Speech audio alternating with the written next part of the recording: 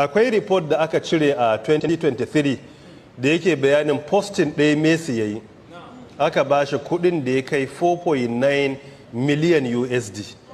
Kana iya cewa a posting ɗayan nan ya samu kudin da ya kai naira biliyan 7. Averagely Cristiano Ranaldo da yake Al-Nassr a yanzu a Saudiya ko? A duk posting ɗaya yana karban averagely a Instagram 3.2 million USD. Dala miliyan 3.200,000.